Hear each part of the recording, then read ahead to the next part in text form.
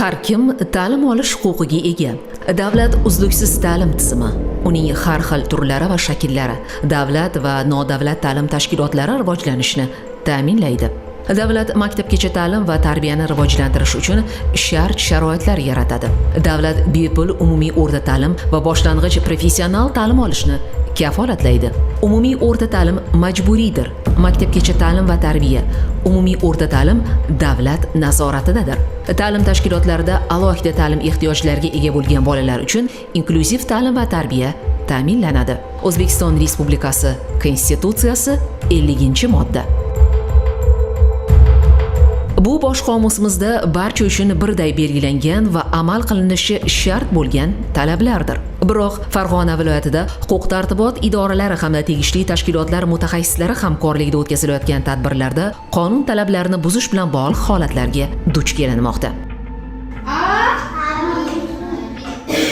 Abi. Ona.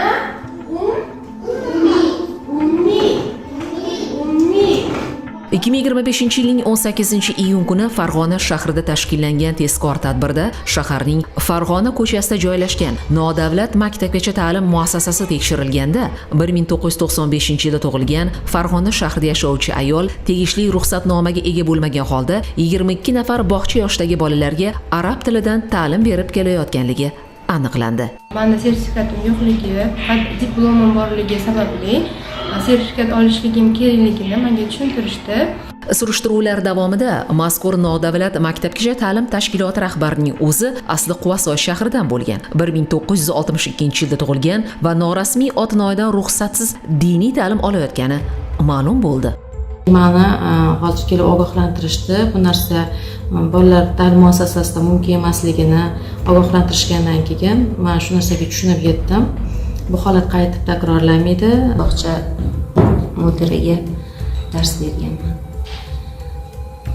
Bu noto'g'ri ishligini endi tushunib yetdim. Kechiringlar, boshqa qaytarmayman.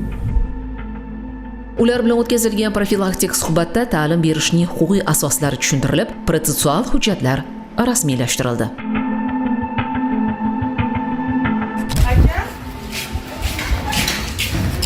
Huquq-tartibot idoralari hamkorligida Qo'qon shahrida o'tkazilgan tadbirda esa hujra sharoitida diniy saboq berish holatiga duch kelindi. Otingiz nima? Kim? Bahodirjon, bu kalta nimaga ishlatadi? Ha?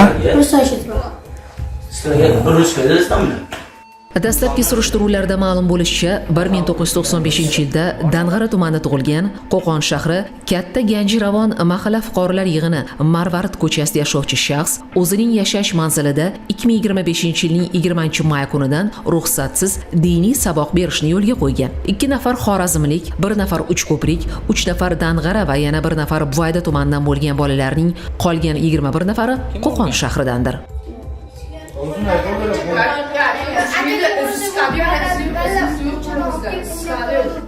Bolalar shu yerda yotib, diniy ta'limdan mashg'ulot o'tishga ruxsati bo'lmagan shaxsdan har birlari oyiga 100 AQSh dollari miqdoridagi to'lov evaziga saboq olib kelishgan. O'z xonadonimda, yashash xonadonimda 28 nafar voyaga yetmagan maktab yoshidagi bolalar bilan hujra faoliyati olib kelyapman. Bu qilgan ishimdan afsusdaman. Bu ishni qayta qilmaslikka va'da beraman. Mazkur holat yuzasidan ham rasmiylashtirilgan hujjatlar asosida qonun ustuvorligini ta'minlash choralari ko'rilmoqda. Ogoh bo'ling, odamlar.